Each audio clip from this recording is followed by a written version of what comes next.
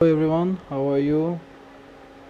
I hope you all are fine. So today we are going to learn the 12 steps of starting a WordPress blog. Total 12 steps. There are total 12 steps. So let's start with the first one. What are these 12 steps? कौन कौन से हैं वो 12 steps? चलिए देखते हैं. So step number 1, setting your mind. Setting your mind means setting up yourself to start a blog. अपने आप को एक ब्लॉग स्टार्ट करने के लिए तैयार करना, ये पहला स्टेप है. दूसरा स्टेप, अपना नीश सेलेक्ट करना, मतलब आप किस कैटेगरी में लिखने वाले हो, किस कैटेगरी के बारे में आप अपना ब्लॉग स्टार्ट करने वाले हो वो. तीसरा स्टेप है डोमेन, नया डोमेन लेना. डोमेन लेना इज़ लाइक ज़मीन है, पूरा एक देश है, उस देश में एक ज़मीन का छोटा सा टुकड़ा अपने नाम रजिस्टर करवाना. वैसे ही इंटरनेट वर्ल्ड है, उस वर्ल्ड में अपने लिए एक स्पेस मीन्स एक रजिस्ट्रेशन करवाना, एक स्पेस का रजिस्ट्रेशन करवाना. Step number 4 is hosting your site. आपने ज़मीन रजिस्टर करवा ली, बट अब उस ज़मीन पे आपको अपनी शॉप बनानी है. यानी आपने इंटरनेट वर्ल्ड में अपना रजिस्ट्रेशन तो करवा लिया, बट अपने डॉक्यूमेंट, अपने डेटा फाइल्स रखोगे कहाँ? उसके लिए आपको ज़रूरत पड़ेगी एक होस्टिंग की. तो step number 4 is hosting your site. Now step number 5, आपने डोमेन रजिस्टर कर लिया, आपने होस्टिंग ले ली. अभी आपका अगला स्टेप है वर्डप्रेस इंस्टॉल करना. उसके बाद नेक्स्ट स्टेप आता है स्टेप नंबर 6, जो है वर्डप्रेस में नई थीम सेट करना. वर्डप्रेस आपने इंस्टॉल कर लिया, अब उसमें थीम सेट करना. देन जो ज़रूरी प्लगइन्स हैं, एक बिगिनर के लिए जो ज़रूरी प्लगइन्स हैं, उन प्लगइन्स को इंस्टॉल करना, उन प्लगइन्स को डाउनलोड करना, ये है हमारा स्टेप नंबर 7. इसके बाद स्टेप नंबर 8 आता. अभी हमने अपना वर्डप्रेस पूरी तरह से इंस्टॉल कर लिया. वर्डप्रेस पूरी तरह से इंस्टॉल करने के बाद हमें ज़रूरत पड़ेगी कंटेंट राइटिंग की, कंटेंट लिखने की. अभी कंटेंट लिखने के लिए सबसे पहला जो ज़रूरी काम होता है वो होता है कीवर्ड रिसर्च. बिना कीवर्ड रिसर्च के कंटेंट लिखना मतलब बिल्कुल वैसा ही है बिना प्लानिंग के कोई बिजनेस स्टार्ट कर देना. नेक्स्ट उसके बाद कंटेंट लिखना. कीवर्ड रिसर्च आपने कर लिया, आपने कुछ कीवर्ड तैयार कर लिए अपने रिलेवेंट टॉपिक से. देन उस रिलेवेंट टॉपिक पे उस कीवर्ड के अराउंड एक अच्छा सा कंटेंट लिखें. देन कंटेंट लिखने के बाद उस कंटेंट को जब आप लिख रहे हैं उस टाइम भी ध्यान रहे कि आपके उस ब्लॉग का और उस पर्टिकुलर कंटेंट का ऑन पेज एसईओ अच्छा रहे. तो अपना स्टेप नंबर 10 आता है on page SEO. On page SEO के बाद स्टेप नंबर 11 आता है, आपने कंटेंट लिख लिया. अभी उस कंटेंट को जैसा आप जानते हो आपका ब्लॉग बिल्कुल नया है, अभी गूगल को भी नहीं पता है कि आपने कोई ब्लॉग बनाया हुआ है. तो आप कैसे लोगों को यहाँ बुलाओगे? तो सबसे पहला ऑप्शन आता है आप इसे सोशली शेयर करो. सोशली शेयर करने का मतलब है आप फेसबुक पे, ट्विटर पे, इंस्टाग्राम पे लोगों को बताओ कि मैंने ब्लॉग स्टार्ट किया है, मैंने ये आर्टिकल लिखा है, वगैरह वगैरह. नेक्स्ट उसके बाद सबसे लास्ट स्टेप माना जाता है बैकलिंक क्रिएट करना, जो कि बहुत ज़रूरी है. बैकलिंक इन द सेंस आपके ब्लॉग पे किसी दूसरे ब्लॉग से आने वाली लिंक्स, मतलब कोई बड़ा ब्लॉग जैसे मान लें विकिपीडिया. आप विकिपीडिया जब चलाते होंगे आपको दिखता होगा, आप उसमें नीले कलर की बहुत सारे वर्ड्स ऐसे रहते हैं जो नीले कलर से, नीले फॉन्ट में, ब्लू फॉन्ट में रहते हैं. तो सारे लिंक्स होती हैं, वो लिंक कहीं ना कहीं हमें लेके जाती हैं. मतलब अगर आप उस लिंक पे क्लिक करोगे तो वो कहीं और लेके जाएगी.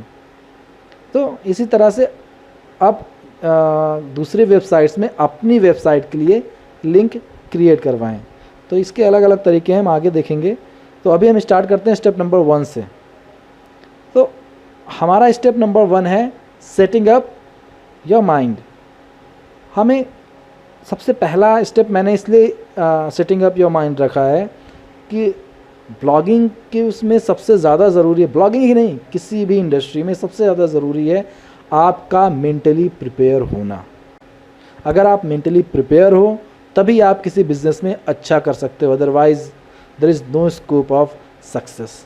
अगर आप मेंटली प्रिपेयर नहीं हो, बस आपने रात में सोचा हाँ भाई मुझे इस टॉपिक के बारे में पता और उठ के ब्लॉग बना दिया, आप लॉन्ग रन पे नहीं चला पाओगे उसे। अगर लॉन्ग रन पे चलना है तो सबसे पहले आप कुछ टाइम दो, अपने आप को अपना इंट्रोस्पेक्शन करो, अपना खुद का अंतर अध्ययन करो, खुद को जानो कि हाँ मेरे अंदर क्या क्या क्वालिटीज़ हैं, क्या क्या ड्रॉबैक्स हैं और मैं क्या क्या चीज़ें जानता हूँ क्या नहीं जानता हूँ। उन सारी चीज़ों को जानने के बाद आप विचार करें। ऐसा नहीं है कि आप सिर्फ अपने स्ट्रॉन्ग पॉइंट्स को देखें, आप अपने वीक पॉइंट्स को भी देखें कि आप किस चीज़ में कमज़ोर हो, आप किस चीज़ में, आपके पास क्या क्या चैलेंजेस हैं, आपके पास क्या क्या सुविधाएं हैं। ये सारी चीज़ें आप देख के उसके बाद ही प्लान करो आगे। आप ये प्लान करो कि क्या आप जितना समय ब्लॉगिंग को ज़रूरी है उतना समय दे पाओगे। आप ये प्लान करो, अपने आप को इस तरह मेंटली प्रिपेयर करो कि ब्लॉगिंग के लिए जो रिसोर्सेज रिक्वायर्ड हैं क्या वो आप दे सकते हो। आप ये प्लान करो, ये इस तरह से अपने आप को प्रिपेयर करो कि ब्लॉगिंग के लिए जितना इन्वेस्टमेंट की ज़रूरत है क्या आपके पास उतने इन्वेस्टमेंट का वैल्यू है। अगर है तो आप आगे अगले स्टेप पे जाएं, अदरवाइज़ पहले आप उन सारे जो भी रिक्वायर्ड रिसोर्सेज हैं पहले उनको कलेक्ट करें, देन आगे प्रोसीड करें। तो इस सेटिंग अप योर माइंड पे मैं एक अलग से वीडियो बनाऊंगा, उसके बारे में आप ज़्यादा बेटर उसके बारे में और ज़्यादा डिटेल्स में बताएंगे, स्टेप बाय स्टेप बताएंगे क्या क्या चीज़ें हमें ब्लॉगिंग स्टार्ट करने से पहले क्या क्या चीज़ें ध्यान में रखनी चाहिए, क्या क्या नहीं रखनी चाहिए, क्या क्या चीज़ें हम छोड़ सकते हैं, क्या क्या चीज़ें हमें जानना ज़रूरी है। तो ये सारी चीज़ें हम एक डिटेल वीडियो में देखेंगे, क्योंकि आज ये इसमें 12 स्टेप ऑलरेडी हैं। अगर हम एक ही स्टेप पे ज़्यादा टाइम देंगे तो काफ़ी लंबी वीडियो हो जाएगी और मैं बहुत लंबी वीडियो नहीं बनाना चाहता हूँ। सीधी सी बात है, no any kind of comment. So next step पे चलते हैं। हमारा अगला स्टेप आता है सेलेक्टिंग योर निश। अभी आपने अपना पूरा माइंड सेट कर लिया, आपने अपने आप को प्रिपेयर कर लिया, मेंटली प्रिपेयर कर लिया। अभी आपके पास क्या वो आता है कि अब चैलेंज क्या आता है कि आप अगर लिखना मतलब ब्लॉगिंग स्टार्ट भी करना चाहें तो कहाँ करें, कैसे करें, मतलब किस टॉपिक के बारे में लिखें, आपको क्या पसंद है। कुछ लोगों को क्रिकेट खेलना पसंद है, क्रिकेट देखना पसंद है, कुछ लोगों को न्यूज़ सुनना पसंद है, कुछ लोगों को बुक्स पढ़ना पसंद है। बहुत सारी चीज़ें हैं यहाँ पर, दुनिया में बहुत सारी चीज़ें हैं। आप अगर इंटरनेट सर्च करने जाओगे तो आपको बहुत सारे ऑप्शन दिख जाएंगे।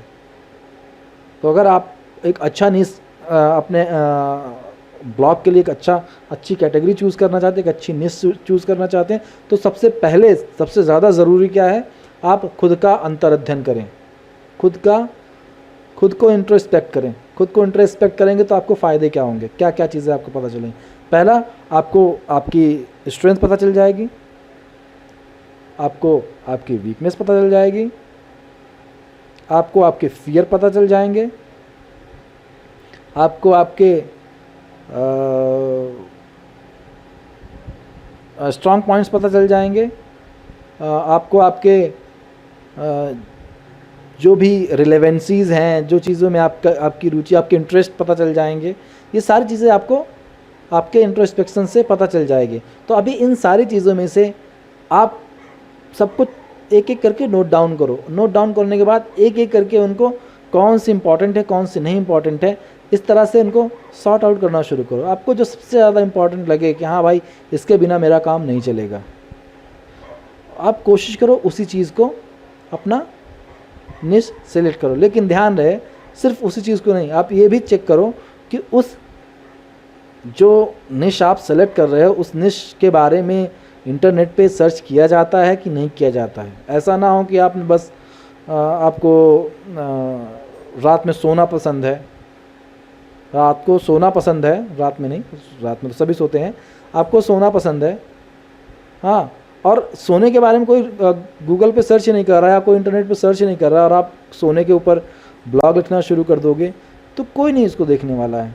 तो पहले आपको ये भी चेक करना है जो आपका इंटरेस्ट है, जो आपका स्ट्रेंथ है, जो आपकी वीकनेस है, अगर उस पर अगर आप सेंट्रल करके अपना ब्लॉग बनाते हो, उसको सेंट्रलाइज करके अपना ब्लॉग बनाते हो, तो आप ये भी चेक करो कि वो चीज़ गूगल पे सर्च होती है, इंटरनेट पे सर्च होती है कि नहीं होती है। फिर आप उसे अपना निश तैयार करो। सो निश के ऊपर भी एक अलग से वीडियो बनाऊंगा, हाँ, उस पर आप ज़्यादा विस्तार में हम जानेंगे किस किस तरीके के आप कैसे कैसे निश सेलेक्ट कर सकते हैं, ठीक है। तो आगे हम अभी फ़िलहाल हम अगले स्टेप पे चलते हैं। अगला स्टेप है अपना सेलेक्टिंग या डोमेन। डोमेन सेलेक्ट करना बिल्कुल ऐसा ही है, मतलब डोमेन सिंपली जैसा आप जानते हैं कंप्यूटर क्या है, कंप्यूटर सिर्फ बाइनरी नंबर्स को जानता है, वो नाम ABCD वो नहीं समझता है। बट इंसान बाइनरी कोड्स को बहुत लंबे कोड्स को याद करके नहीं रख सकता, बट नाम को वो इजीली याद करके रख सकता है। तो जो डोमेन होता है वो आपका जो एक्चुअल IP एड्रेस होता है वेबसाइट का, उस IP एड्रेस का नाम होता है, उस IP एड्रेस का नाम होता है। जैसा आप लोग जानते हो कि इंटरनेट पे सारी चीज़ें IP से एड्रेस की जाती हैं। आपका कंप्यूटर, वो भी आपके कंप्यूटर का खुद का एक IP एड्रेस होगा, आपकी वेबसाइट का एक IP एड्रेस होगा, इवन आपके फ़ोन का एक अलग IP एड्रेस होगा। तो वैसे ही उन सारे IP एड्रेस का एक पर्टिकुलर नाम है। जैसे अगर आपने अपने फ़ोन का जो नाम सेट किया है, जो नाम उसके अबाउट फ़ोन में जाकर जो नाम सेट किया आपके फ़ोन का नाम, उस IP के अगेंस्ट वो नाम आएगा। ऐसे ही डोमेन भी आपके उस वेबसाइट के, उस ब्लॉग के IP एड्रेस का नाम है, जो इंसान, जो ह्यूमन आसानी से समझ सके, ठीक है। तो डोमेन रजिस्टर करना या डोमेन लेना बिल्कुल वैसा है कि एक बहुत बड़ा ज़मीन का प्लॉट है, उस प्लॉट में अपनी रजिस्ट्री करवाना। उस छोटे से, मतलब बहुत बड़ा ज़मीन का हिस्सा है, उसमें उसके छोटे से प्लॉट में अपना रजिस्ट्रेशन करवाना, सेम वैसा ही है, ठीक है। तो डोमेन रजिस्ट्रेशन करवाना मतलब अपनी एक पहचान, अपनी एक जगह इंटरनेट में बना देना। तो डोमेन रजिस्ट्रेशन के बाद आता है नंबर होस्टिंग का। डोमेन रजिस्ट्रेशन हुआ यानी आपने ज़मीन अपने नाम कर ली, लेकिन अभी उस ज़मीन पे आपका घर नहीं है। अभी आप उस घर में, उस ज़मीन पे अपने सामान नहीं रख सकते हो। रीज़न, क्योंकि वो सिर्फ ज़मीन का टुकड़ा है, वो सिर्फ आपके नाम हुआ है। अभी उस पर कोई घर नहीं है, अभी उस पर कोई कमरा नहीं है, अभी उसमें कोई तिजोरी नहीं है कि आप उसमें अपने ज़रूरत कागजात रख सको। तो उसके लिए आपको क्या चाहिए होगा, पहले घर बनाना होगा। तो इंटरनेट के फील्ड में घर का मतलब होता है डेटा स्टोरेज। तो उसके लिए होस्टिंग कंपनीज़ हैं, होस्टिंग कंपनीज़ होस्टिंग प्रोवाइड करती हैं, और वहाँ पर वो क्या करती हैं, आपको एक स्पेस, एक कंप्यूटर, जैसे आपका नॉर्मल कंप्यूटर, वैसे एक उनका बहुत हाई कॉन्फ़िगरेशन वाले कंप्यूटर होते हैं, उनमें आपको स्पेस देते हैं। तो बेसिकली 3 तरह का होस्टिंग होती है। पहला एक आपका शेयर्ड होस्टिंग, इसमें क्या होता है, एक ही कंप्यूटर पे बहुत सारी वेबसाइट को शेयर कर दी जाती है।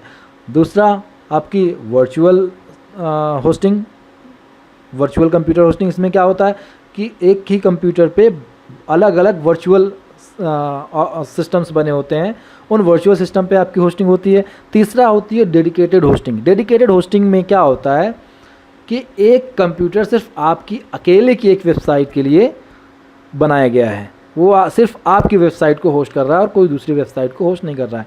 तो ये रेट भी उसी हिसाब से बढ़ रहा है। शेयर्ड होस्टिंग सबसे सस्ती है, उसके बाद आपकी जो दूसरी वाली वर्चुअल नेटवर्क होस्टिंग है वो आती है, देन डेडिकेटेड होस्टिंग।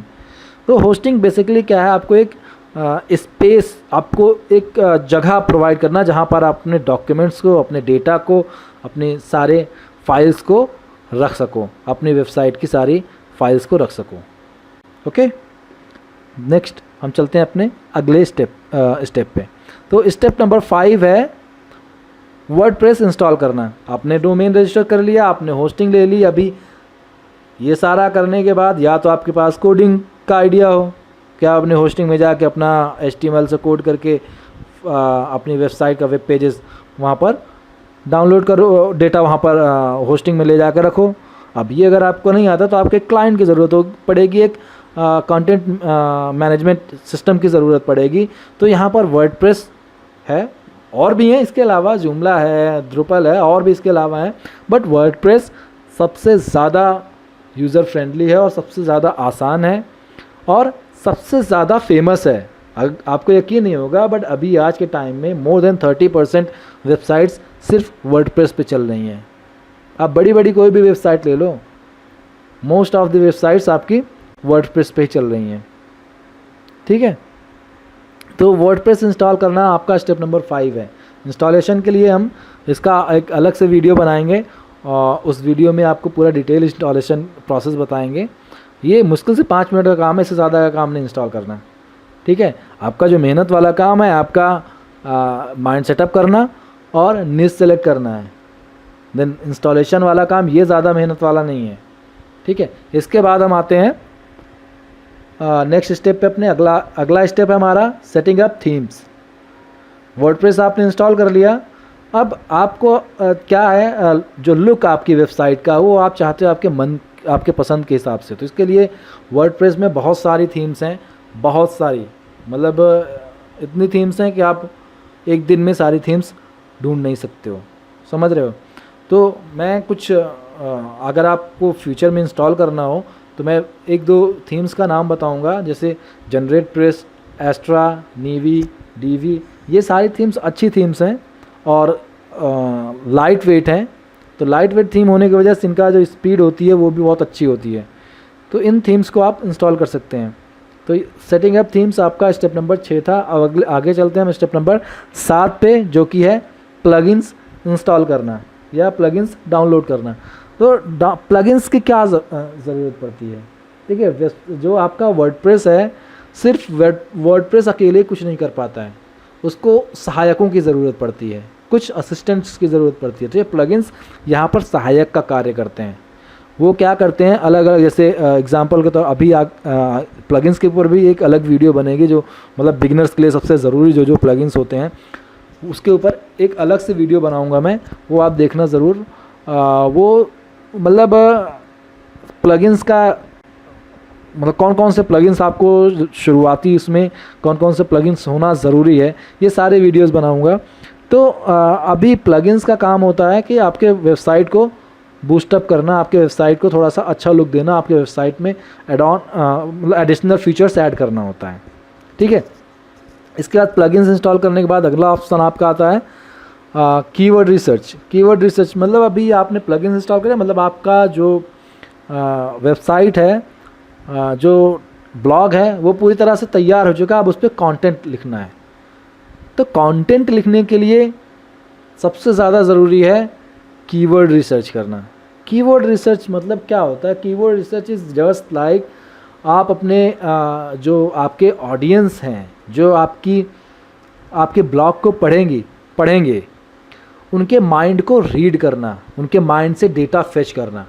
मतलब आपको ऐसा वो करना है, ऐसा कीवर्ड्स रखने, ऐसे अपना जो कंटेंट लिख रहे हो तो उसमें ऐसे वर्ड्स रखने हैं जो लोग सर्च करते हो गूगल में। ऐसा नहीं कि आपने कुछ भी डाल दिया, कुछ भी डाल दोगे तो फिर बस वही है कि चलता रहेगा काम, वो साल 2 साल में कभी खुल गई आपकी साइट तो खुल गई, अदरवाइज़ कोई बेनिफिट नहीं होने वाला। तो कीवर्ड, प्रॉपर कीवर्ड रिसर्च करके आपको अपना कंटेंट लिखना है। तो कीवर्ड रिसर्च पे भी एक अलग सेपरेट वीडियो रहेगी। इवन एक ही बार में बता दूं, जितने स्टेप्स हैं 12 के 12 स्टेप पे एक सेपरेट वीडियो इस पूरी सीरीज़ में रहेगी।